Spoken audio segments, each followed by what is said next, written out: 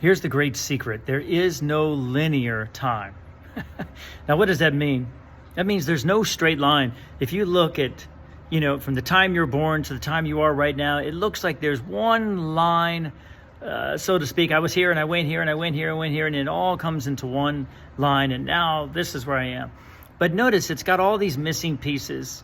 And then we try to put vengeance on our past, right? Trying to change it or trying to control it or trying to show others and so forth and so on. It's a big mess with this idea of linear time. Let me convince you that what happens is that at any point you are in your center, and there are kind of like a circle. Here's your center. And yes, you want this direction. Here's the second point. I really want this, or I want this money, or I want this job. But there's many different potentials to get there, and they're all like spokes of a wheel. So when you try one way and it doesn't work, then another way opens up, and another way opens up, and another way opens up. It could be similar to like a navigation device. If you miss the right, don't worry, it's going to tell you to take the next left. And this is how the universe works, is all those potentials are active. And if one doesn't work, it opens up another one for you in order for it to go there.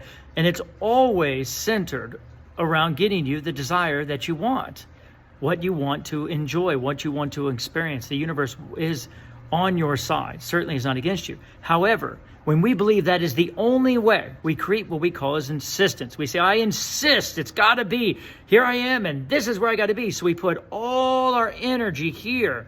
And most of the time, we're pushing against others, or we're pushing against our past. We're pushing against time and what's going on and what's flowing in and the unfolding of the universe, and not noticing that this way doesn't work.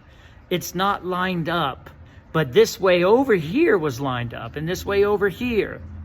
Do you see? So it's our insistence that this has to be the only way that causes all the resistance in our energy. This is why we spend time beating ourselves up, feeling guilty, feeling sinful, feeling like we're making mistakes, feeling like the world's against us. But what if that just wasn't the door? What if this one over here was?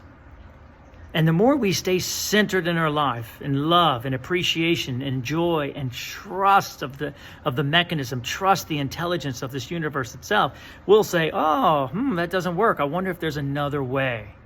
And now that inspiration, those impulses will come in to say, try this instead. Go here instead. You turned to right, it didn't work. But you know what? Let's go left. Does this make sense? It's our insistence that the way we see it, the way it has to be, it's that right. Can you feel it? That causes all of our issues.